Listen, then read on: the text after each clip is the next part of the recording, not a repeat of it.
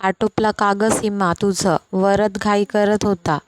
तुला कालच सांगितलं होतं मी, लवकर निघायचं ते. हो हो आले हो. किती ती घाई? सीमा वरदच्या चेहऱ्यावर उत्साह ओसंडून वाहत होता. अतिशय आनंद झाला होता त्याला. काय करू काय नको असे झाले होते. सीमाने छान जांभळी पैठणी नेसली होती. मुळातच सुंदर सीमा खूपच छान दिसत होती. वरदने स्वच्छ पांढरा कुर्ता पायजामा घातला होता. आज सोनलचा पदवीदान समारंभ होता.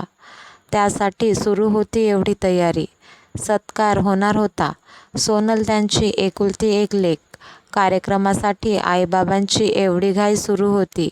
सोनल अभ्यासात खूप हुशार होती. वर्गात पहिला नंबर सोडला नव्हता तिने. शाळेत पहिली यायची ती. शिकून डॉक्टर झाली. आईवडिलांचे स्वप्न पूर्ण केले. आजी आजोबा, मामा मामी, काका काकू सगळे आले होते कार्यक्रमाला. बाबांच्या डोळ्यात अभिमान भरला होता. सगळ्यांना सांगत होते, आहे की नाही माझी मुलगी माझ्यासारखी हुशार. सोनल खूप गुणी मुलगी होती. स्वभावही खूप छान. सगळे नातलग लागायचे तिला. त्याला कारणही तसंच होतं. अनाथ आश्रमात वाढलेल्या मुलीला सगळ्या नात्यांची किंमत वाटतेच. आठवत नाही तिला कोण होते आईवडील तिचे. का सोडलं तिला अनाथ आश्रमात. लहानपणापासून सविता मावशींना ती आई समजत होती. हा प्रश्न कितीतरी वेळा तिच्या मनात येत असे की कुठे आहे माझी आई. समजायला लागल्यापासून मावशी जे सांगितले ते ऐकत होती ती. लाजरी बुजरी सोनल जसजशी मोठी होत गेली तशी अजून हुशार वाटत होती. तिच्या बरोबरीचे एक एक मुलं दत्तक घेतले लोकांनी. एक दिवस सकाळी एक आलिशान गाडी गेटवर आली. सविता मावशीने तिला ऑफिसमध्ये बोलवलं. समोर सीमा आणि वरद बसले होते. सीमा आणि वरद एक सुखी जोडपं. अतिशय श्रीमंत.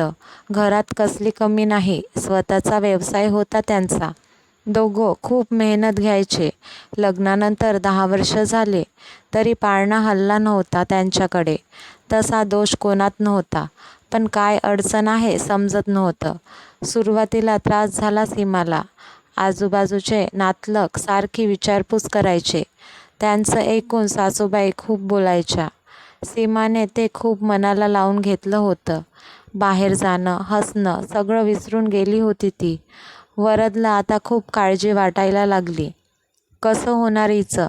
एक दिवस फिरायला जायच्या बहाण्याने वरद सीमाला डॉक्टरकडे घेऊन गेला. डॉक्टरांनी सीमाला बदल हवा आहे असं सुचवले.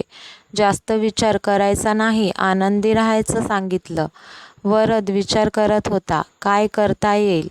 एक दिवस वरदने सांगितलं, आम्ही मूल दत्तक घेणार आहोत. यापुढे घरात हा विषय बंद. सीमाला बोलायचं नाही कोणी काही. तिच्या तब्येतीवर खूप परिणाम होतो आहे. प्लीज तिला त्रास देणं थांबवा. आम्हालाही आनंदी राहायचा हक्क आहे आणि एका निराधार जीवाला घर मिळेल. त्यांच्या या निर्णयाचा सुरुवातीला खूप विरोध केला सगळ्यांनी. पण वरद त्याच्या निर्णयावर ठाम होता. हा एकच मार्ग होता सीमाला यातून बाहेर काढायचा. 1 महिन्यापासून ते दत्तक प्रक्रिया करत होते. सीमा खूप खुश होती. तिचा त्रास ती विसरून गेली होती. आनंदी राहू लागली. शेवटी आज तो दिवस आला होता. सगळे लहान बाळ घ्यायला प्राधान्य द्यायचे. पण सीमाने सोनलला बघून ठरवलं, हीच माझी मुलगी. 5 वर्षाच्या सोनलला काय चाललंय समजत नव्हतं. निरागसता तिच्या चेहऱ्यावर ओसंडून वाहत होती. सविता मावशी बोलली, आजपासून हे तुझे आई बाबा. जा भेट त्यांना. पोरी खूप सुखी राहा. सोनल रडू लागली. आनंद होत होता तिला की तिचं घर मिळाले. पण सविता मावशीला सोडून जावं लागणार होतं. सीमा उठली. तिने सोनलला जवळ घेतलं. सविता मावशीला खात्री पटली. सोनलचा चांगला सांभाळ होईल या घरात. रीतसर फॉर्मॅलिटी करून सीमा सोनलला घरी घेऊन आली. खूप सुंदर घर होतं त्यांचं. सोनलला स्वतंत्र खोली होती. आजी आजोबाही खुश झाले सोनलला बघून. खूप जीव लावायचे सगळे तिला. सोनलला नवीन घर, लोक, तिथलं वातावरण नवीन होतं. सुरुवातीला ती मोकळी राहत नव्हती. नंतर आईबाबांचं प्रेम बघून ती कम्फर्टेबल झाली. सीमा आणि वरद तर तिच्या प्रेमात आणि बाललीलात अगदी वेडे होऊन गेले होते. 2 मिनिटही सीमा तिला दृष्टीआड करायची नाही. सुखाचे दिवस आले होते सोनलमुळे त्यांच्या आयुष्यात. वरदने कुठल्याही गोष्टीची कमी ठेवली नव्हती सोनलच्या आयुष्यात.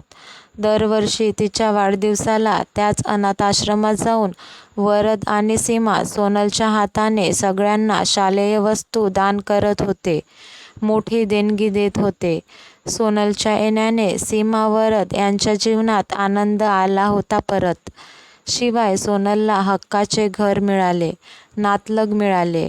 एक घर परिपूर्ण झालं. सोनलने सीमाला आई म्हणून खूप आनंद दिला. ते कार्यक्रमाच्या ठिकाणी पोचले. स्टेज अतिशय सुंदर फुलांनी सजवलेला होता. कॉलेजचे वातावरण प्रफुल्लित होते. सुंदर सुंदर मुलं-मुली आसपास वावरत होते. त्यांचे आनंदित आणि अभिमानी झालेले आईवडील सोबत होते. कॉलेजला पदवीदान समारंभ झाला. तिथून एक हॉल घेतला होता त्यांनी पुढच्या घरच्या प्रोग्रामसाठी. तिथे सगळे जमले. कार्यक्रमाला सुरुवात झाली. सविता मावशीही आली होती. सोनाली उठली बोलायला. तिने आधी जाऊन मम्मी पप्पांच्या पाया पडल्या. सविता मावशीला भेटली. आज मी जे काही आहे ते फक्त आणि फक्त माझ्या आईबाबांमुळे आहे. आईबाबा, तुम्ही माझ्यावर जो विश्वास दाखवला, मला जो आधार दिला त्याबद्दल मी तुमचे खूप ऋणी आहे. सविता मावशी, मी खूप आभारी आहे की तू माझी वेळोवेळी खूप साथ दिली. आणि आई, तुझ्याबद्दल काय बोलू मी. तुझं पूर्ण आयुष्यच माझ्यासाठी वेचलं. सगळं काम सोडून तू माझ्या पालनपोषणाची पूर्ण जबाबदारी घेतली. माझ्यासारख्या अनेक मुलांची शिक्षणाची जबाबदारी घेतली. शब्दात सांगता येणार नाही एवढं प्रेम केलं माझ्यावर. मी तुमच्या दोघांचे आभार मानणार नाही, कारण तसं केलं तर मी परकी होईल. मला या ऋणात राहायचं आहे कायमचं. माझ्या आईबाबांप्रमाणे मलाही सविता मावशी आणि अनाथाश्रमातील मुलांची जबाबदारी घ्यायची आहे. आईबाबा, लव्ह यू. तुम्ही खूप छान शिकवण दिली मला. खूप शिकवलं. आता तुम्ही आराम करा. मला जबाबदारी घेऊ द्या. वरद अगदीच निशब्द झाला होता. सीमा आणि वरदच्या डोळ्यात अश्रू होते. दोघं एकमेकांचा हात धरून छान बसले होते. एक वेगळाच अभिमान त्यांच्या चेहऱ्यावर होता. नातेसंबंध किती छान असतात नाही, ते परिपूर्ण बनवतात आपल्याला. आपल्या आयुष्यात सुख, आनंद आणतात, आधार देतात. जपायला हवे असे घरचे लोक. नातलगांशिवाय आपल्या जीवनाला अर्थ नाही, मजा नाही. सगळे कार्यक्रम अपूर्ण आहेत. घरचे लोक टॉनिकचं काम करतात, मानसिक बळ देतात. देता आला तर आपणही एखाद्याला आनंद देण्याचा प्रयत्न करावा. हक्काचं घर देता आलं तर द्यावं, प्रेम द्यावे. ही कथा आवडली असल्यास लाईक करा, शेअर करा आणि सबस्क्राईब करा. धन्यवाद.